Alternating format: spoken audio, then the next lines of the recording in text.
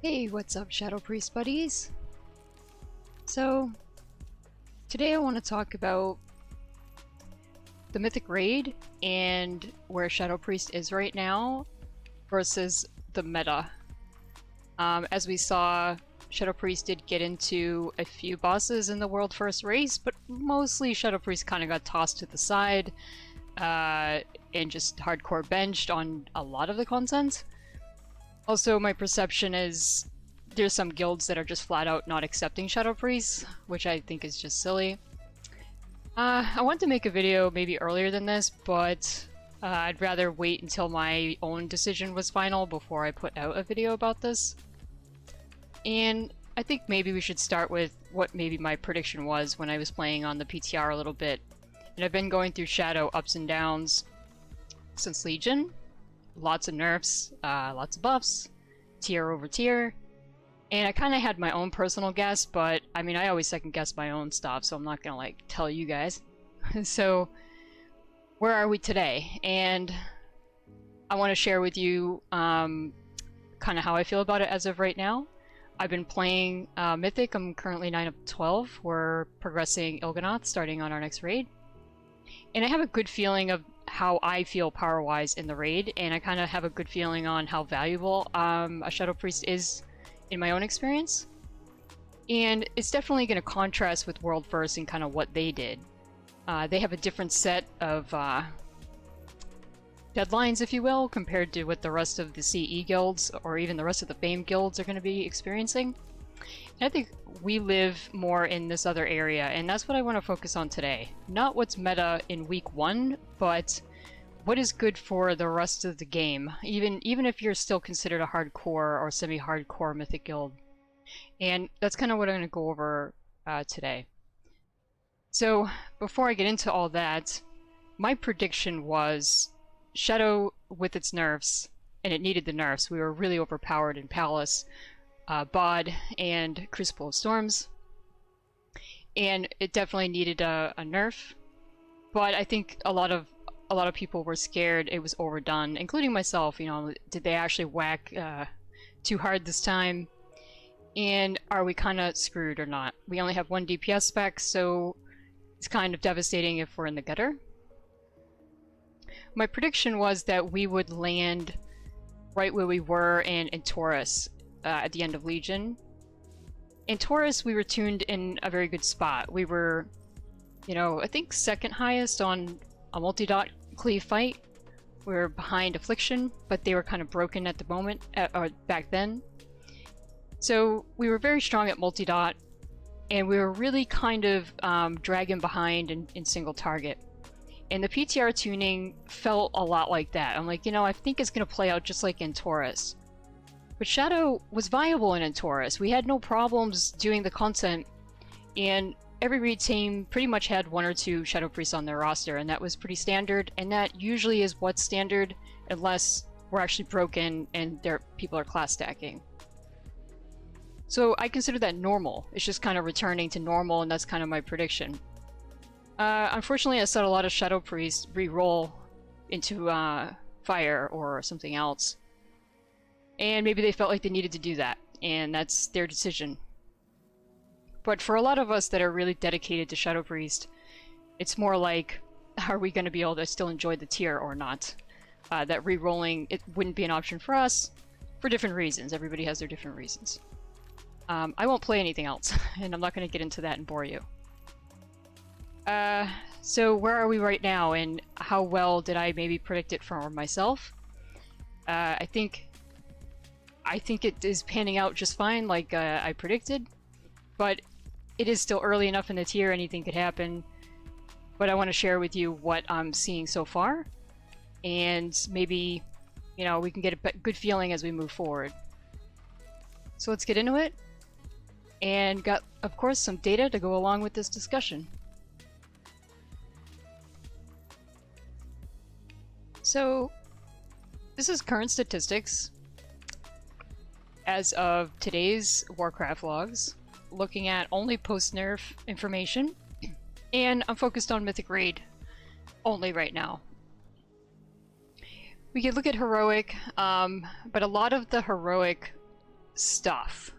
They're just going to copy kind of things that they learned from Mythic meta, right?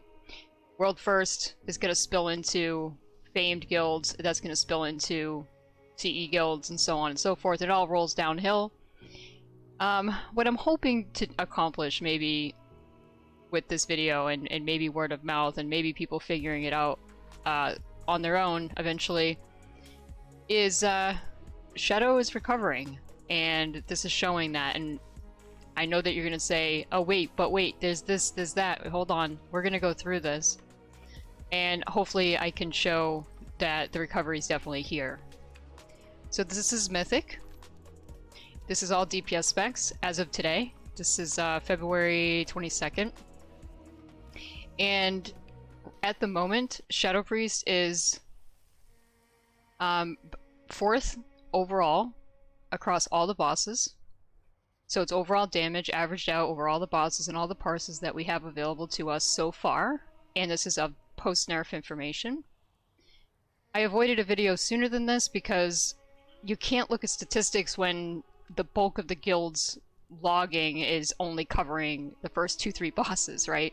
We needed to get more and more kills and deeper into the Mythic raid. And I don't mean limit method and even the top 5-10 guilds. You have to let guilds a little bit further down that world first kind of push to start to see specs represented more and more. Big reason for that is when you're talking about mostly in the top 10 and even further down than that sometimes, they do split raids and alts and things like that. That a lot of the rosters are going to carry their players are going to carry 2 characters. And if you're carrying 2 characters, say I ran a mage and a shadow priest, well, you're going to see my mage, if I had one, on all these fights, if that was the type of raider that I was. So we need to allow time for the data to mature and get into the type of guilds that don't do alts and they don't do split raids. Because that's where the more realistic type of metas start to come into place. And I mean meta because it's not realistic to have, you know, 5 or 6 fire mages on a roster that doesn't have alts available. So that's kind of what I'm talking about when I talk about this stuff. I'm focused more on where the rest of us live, right? Because a lot of us have jobs and we can't do alts and all this other stuff. That's definitely super hardcore, and even some hardcore guilds don't do alts and stuff like that. So yeah, Shadow's looking good right now. Wow, okay. I've been watching this for the past several weeks actually, but a lot lately. Now the bosses are starting to go down and we're getting more and more public logs. Even my guild, you know, we just got down Drustagoth recently, and Raden. Raden and Drustagoth are really good shadow bosses. Let's be real. I mean, there's lots of good things going on with those bosses, and now we're starting to see Shadow climb up the ranks here. A lot to do with those boss kills. Definitely is. In contrast to that, we don't have a lot of logs yet for Carapace and Ny'alotha himself. We have a little bit on Carapace.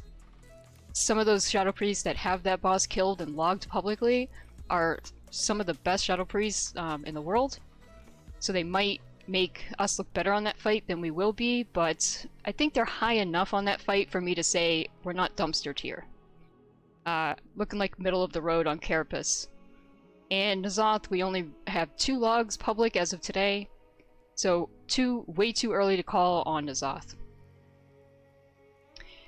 But we have enough here, I think, to see where this is going, and this is a 12 boss raid, so I think we have enough to finally talk about this. So let's get in a little bit deeper here. And, you know, there's a lot of spec representation, and the way that I like to look at Shadow Priest is not comparing against an arms warrior, for example. Because it's very rare that you're going to be fighting for a raid spot with the arms warrior. You need a certain amount of range and you need a certain amount of melee. So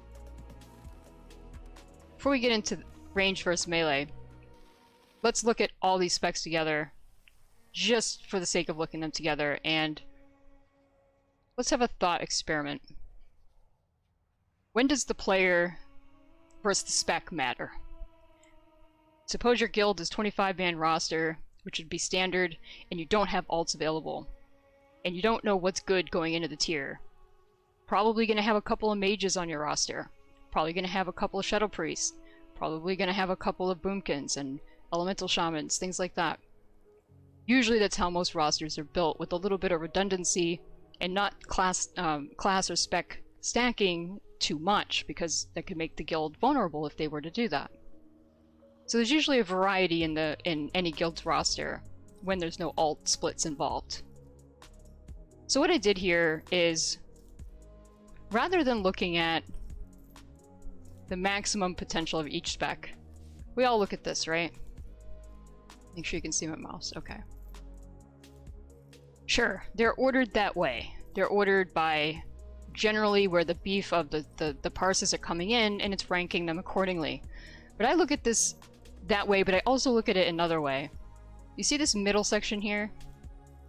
What this is saying is the middle but lower middle of a fire mage could have the same overall contribution across all the bosses. As a BM hunter, as a warrior, as a shadow, as a warlock, as a demon hunter, I could go on. Every single spec could fall into this bracket with the exception of marksman. Blizzard did some class tuning, so marksman did get some buffs. So imagine that they'll at least show up in this middle section, maybe after those buffs. A few others barely fill in here. Windwalker, Survival, Frostmage, they all got buffs. That blue post just came out. They're not live yet, but you can see why Blizzard kind of went after those specs. It means that if you're if you're like one of the best Windwalkers, you're gonna maybe 95% parse against like a low blue 50% tile mage. You know, like it's severe enough, but the skill can matter. And why does this matter? Because if you have a different range of skill set across your roster, you have like your god tier S players, your middle of the road players, and maybe you have a few people that are struggling. Hopefully those people that are struggling step up their game and better their stuff over time, but there's going to be a bell curve of skill across any roster. Even if everyone's good, that curve is still going to be there. So what does this mean? It means, in theory, all these specs could literally do the same DPS. That's what it means. Outside of a specialty fight, like a multi-dot, a shadow's going to be higher, and this other fight, you know, maybe it'll be the fire mage, or maybe it'll be a windwalker that happened to get to the top because he got lucky. So I want people to understand that, and sure, Blizzard owes us the perfect balance. I get that. But when it comes to re-rolling or giving up on your spec and jumping from, like, say, a Shadow Priest to a Fire Mage, look at the statistics. Is it worth it to jump up four ranks? And in terms of range DPS, to jump up 2 ranks, since Warrior is a melee? I like to say this to people. If you also enjoy the meta spec for that flavor of the month, then play that. You're gonna have a much easier time, obviously. But if you're a die-hard of your spec, of your Shadow Priest, then just stick with it, because you're gonna play better on something you enjoy to play. Like, it's easily worth maybe 5-10% of your DPS. And if you're re-rolling into something you hate, you're not gonna want to put the effort in to be really, really good at it. So imagine if you're like a 85-95% percentile player as a Shadow Priest, and you were to re-roll into Fire. Maybe you're only playing at 50 percentile. Because you're going to have to learn the nuances of that spec, and usually most players are going to take a tier to do that. Not all. There is some players that could just play it on the drop of a hat, and a lot of people play an alt on the side so they're prepared to switch if these events happen. And I want to say that some people that have swapped, it's because they did that preparation, and it was easy for them to do. So, aside from skill and the ease of swapping, because you had a plan B, some people do, are you enjoying the game? I would say you gotta play what you enjoy playing. and some people do enjoy Fire Mage, then you're all set. Then you're not watching this video, probably. But for people like me, nah. If I was gonna reroll into Fire Mage, or Mage period, or a Warlock, that would have been an Uldir. I didn't reroll in 8.0 like everybody else did. I played Uldir, and it was really scary and really awful for about 2 weeks, I think it was, or 3 weeks into Mythic. And they gave us a couple rounds of buffs, and guess what? It was fine. By the time I did Fetid, killed Fetid, I was in a good spot, and I felt so much better about being patient, because it paid off for me. So anyway, that was the purpose of me showing you this, is play what you're going to be good at playing. Play what you enjoy playing. Because that's where your effort's going to be, and that's where your heart's going to be. And if you're neutral, play Flavor of the Month. If you're a neutral player. Bless your heart. Good for you. The other thing I want to point out is, right now, with the current limited logs on Carapace and things like that, Shadow is slightly in bulk ahead of Destruction. You can see I highlighted a few spots at the super high end though. Destruction's actually ahead. So here's the reality. Shadow is going to be behind Destruction. Destruction is absolutely fantastic on Ny'alotha. And I think the takeaway from this is, though, that we're pretty damn close, aren't we? So unless your guild is class stacking Warlocks or Fire Mages and they don't have room for a Shadow Priest, playing a Shadow is actually totally viable right now. And I would make the argument that any guild that doesn't have at least one or two is doing themselves a disservice. So the next thing I wanted to show you is, this is the timetable version of what we just went through. So at the bottom here, this is February 20th, and this timeline starts at February 15th. And I chopped off the early part of the post-nerf because it's a very erratic data. So it started to stabilize around that February 15th area. And I narrowed this down to range specs only. So range specs, the reason why I focused on that is because a roster needs to have a certain amount of range, a certain amount of melee DPS. And when you're putting together a composition, you need to consider, hey, I gotta fill all these range spots, right? And what are we gonna pick from? Right now, we're gonna be picking from a Balanced Druid, a BM Hunter, a Fire Mage, a Shadow Priest, Elemental Shaman, and a Destruction Warlock. I could have left Affliction on here as well, and maybe even Demonology. It's not worth it. I want to declutter this as much as possible. Destruction is the best meta for them, so that's what we're looking at, is Destruction. It's the highest of the three. So over time, well, first of all, let's look at Hunter. BM Hunter and Fire Mage are up here at the top, and they're relatively stable. Fire's starting to creep up a little bit very recently, but don't know yet if that's a trend or irregular data. And if we look back on February 15th, where everybody else is way behind the meta specs in a big way. Even Destruction Warlock. And you're going to see Warlocks in raids a lot because of their utility, and the type of damage profiles they have is really, really valuable. So Shadow is behind Destruction, but still slightly ahead of Boomkins and Elemental Shamans. And if I go back to the beginning of the raid release, it was almost the other way around, I believe. So over time, what's happening is Shadow's creeping. So I drew these arrows. Over time, we're going up. And currently, the reason why we're seeing us so high on the overall is, well, I'll get into why in a second, but each week it's better. We're creeping up and we're creeping up, and so is Destruction. The other specs are creeping up too as well, but not as much, okay? And this could be, you know, gear, scaling, things like that. But the other thing is the bosses that are being killed.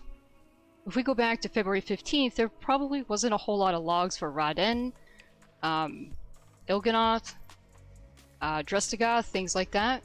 So the specs that were not so great at Wrathion, Skitra's sort of awkward right now because the logs are wonky. Mont was very strat dependent on who shined. Really weird bosses to kind of judge specs on. So now that we have the middle of the raid getting logged publicly, that's why we're starting to see, you know, Shadow and Destruction show us the true value. So I have that here. I wrote down, here's the top reasons why I think we're seeing Shadow make a recovery. More logs. I think that's the #1 reason. More logs, more boss kills that favor Shadow Priest and its damage profile. We're really good at Raden. Oh my goodness, Twist of Fate uptime is fantastic. Multi-dot is there. Just feels like really fun boss for us. Drestagoth, obvious. Il'gynoth, do I need to explain? Blobs, do I need to go through that? So, why else could this be happening? I think there is might be a secondary contributor, and it's not as big as the top one, but more time to gain haste and crit corruption. Those are low corruption budget items, like 20 corruption for the rank 3s.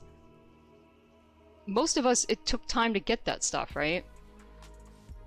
So that's feeding the engine of Shadow Priest, and then add in the good bosses for us. That's why I think Shadow's trending this way. And the third thing is scaling still alive for Shadow? Some people felt that it's completely dead. They killed what makes Shadow scale. I still think a small part of it lives, personally. Not as much as before, but I think the foundations are still there. Like the core stuff is still there. Multi-dot in general, I believe, is enough to say that some small part of the scaling is definitely there. So this is looking pretty good, and I think we have enough data at this point to say Shadow is fine. I said that back in the PTR days. We will be fine. What I found surprising is I'd call this slightly better than fine. Slightly better than fine. Our single target is fucked. They should have buffed like Void Bolt or Shadow or Death. But now that I really don't think they're going to bother. I wish they would bother, even the smallest of adjustments there. And it wouldn't cause our growth to happen outside of single target only. I think it'd be a safe adjustment. But who knows, maybe the devs know more than I do. Maybe it does go further and further out of control, but I don't think so. So, God, if any Blizzard person's listening, hey, buff Void Bolt just a little bit, thanks. But should we be scared to play Shadow? No. No. I think you should be playing your Shadow Priest, grinding super hard, getting crit haste gear, and doing all the stuff we normally do. That's what I think, and that's what I did, and I have zero regrets. But Shadow definitely took some patience this tier, and Uldir was the same way. Whatever. I'm still enjoying these fights that we're good at. Raden, really fun. Haven't done Il'gynoth yet, but I'm sure I'll like that. Drestagoth definitely feels fun to do. Anything with multi-dot is fun to do as Shadow Priest, so... Yeah, anyway. I digress. So, what I tried to do is talk about the bosses in the raid, and how does Shadow contribute to the raid? Is it valuable? Do you want to have a Shadow Priest on your roster for that boss or not? Could you get away with not having any? So I ranked them 1 through 3. 1 being bad for us. That means like if every boss was a red, you wouldn't even want a Shadow Priest on your roster. Why bother? Blue is neutral. And actually I put my reasoning down here. So red is Shadow doesn't really add any value. Blue is Shadow carries its own weight, and the player's skill and the gear will make the difference, in my opinion. This is my opinion. The bosses in green, I felt like Shadow truly shined on that boss, and I felt that having 2 Shadow Priests in our guild made the fight easier in some way. And because of that, I would recommend a guild invest in 1 or 2 Shadow Priests in their roster, just because those bosses exist. And Ny'alotha is the only yellow I have up here because there's not enough data. I need more information on Ny'alotha. I'm predicting a 2. Predicting a 2. If it's not a 2, it's going to be a 1, but I do think it's a 2. So let's talk about briefly Doesn't matter, there's 2 bosses that we suck at. So I broke them down into easy bosses. This is my opinion, by the way. Easy, medium, and hard and mega hard I put together. Easy bosses means it don't freaking matter.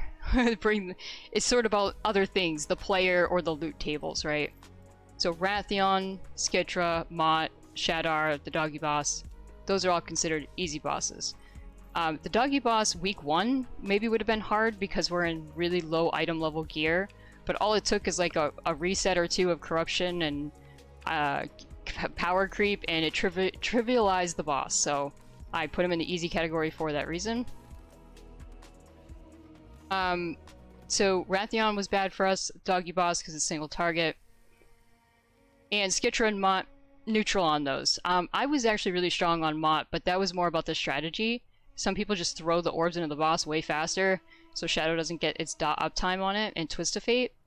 So I had to put a 2 there. If everybody used the same strategy and kept up ads longer, we could have potentially been a 3, but regardless, it's an easy boss, so it's not even worth wasting our breath on it past that. Medium bosses. Xanesh. Xanesh, I think Shadow's fantastic on. You don't want to stack Shadow on any of these bosses, by the way, but having 1 or 2, I felt took the pressure off the fight. Xanesh, the spread dot cleave, it's just good, fantastic for Shadow's profile, and I would try to have a Shadow Priest on that fight, or you're silly. Hivemind was neutral. Drustigoth, obviously, for green. Raden, I've already talked about as being fantastic for us. Twist of Fate uptime is just awesome.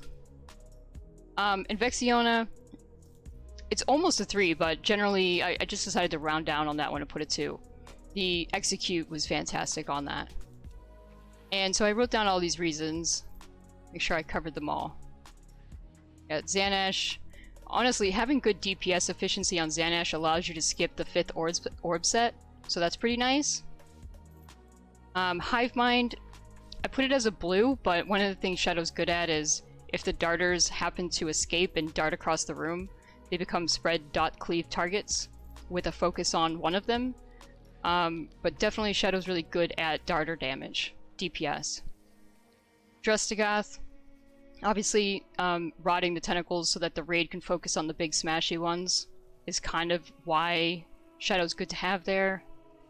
Vexiona, I already talked about the Execute DPS being super valuable in my opinion. Already talked about Raden enough because I loved it so much.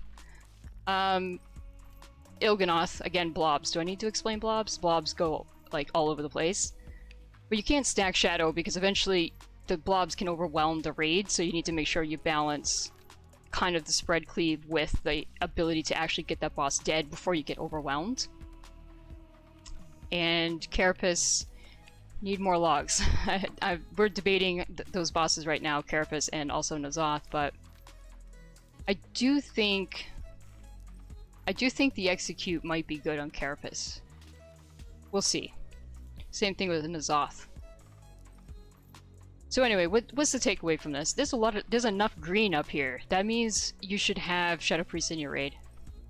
So, Mythic raids, meta versus nerfed Shadow Priest. My takeaway is Shadow Priest is fine.